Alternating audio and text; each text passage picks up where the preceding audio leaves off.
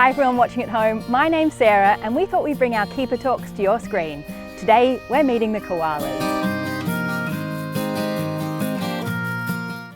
Hi everyone and welcome to the Australian Bush Precinct of Melbourne Zoo. Today I'm going to be introducing you to our koalas, but I'm mostly going to be talking about koala bums and how you can use your bum to save koalas out in the wild. Now before we kick off with our talk, I'd like to pay my respects to the Wurundjeri people of the Kulin Nation, who are the traditional custodians of this amazing land and who spent many years looking after our beautiful koala friends. We have 3 koalas that live at Melbourne Zoo. We have our beautiful boy Kareem, we have our lovely lady Kari, and we have their little baby Waru, who was just born a few months ago. You might notice that we have 2 separate koala enclosures. Kareem lives by himself and Kari and her daughter live separately from him.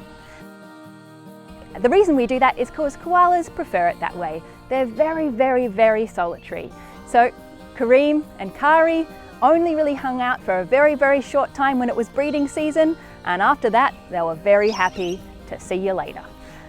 There are some small physical differences between a male and a female koala. So if you're looking at the differences between Kareem, our male, and Kari, our female, first of all, check out their noses. Female koalas have a comparatively dainty little nose, whereas Kareem has a great big honker, and that's typical of all male koalas. In fact, when little Waru, our little baby, was born, the keepers were really hands-off. We wanted to just give mum all the time in the world to hang out with little baby because she knows best. So for a very long time, the keepers didn't know whether the baby was a male or a female, and the guesses they made that she was a girl was based on that cute little tiny little nose. So koalas spend a lot of time sleeping. In fact, here at Melbourne Zoo, we often joke that our koalas are the reigning hide-and-seek champions of Melbourne Zoo because it's often quite hard to spot them. They'll be tucked up into a tight little ball at the very top of trees in their enclosure, all surrounded by greenery, and that's how they feel nice and safe out in the wild. Now, they spend about 20 hours a day sleeping and about 4 hours a day eating, which frankly sounds pretty good. Koalas can eat about 1 kilo of leaves a day, but those leaves are very specific.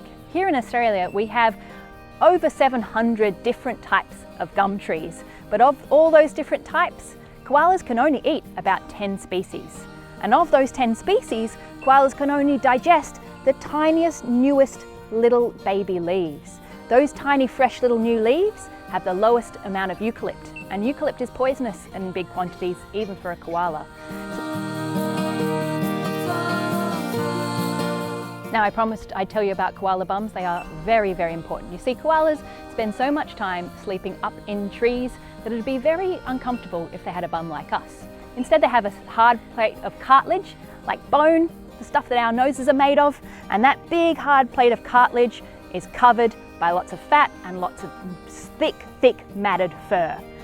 And because of that, they have a little built-in deck chair so they can sit in those branches for 20 hours a day or more and not get a sore bum. I'm also going to tell you how your bum can be useful for Australian animals.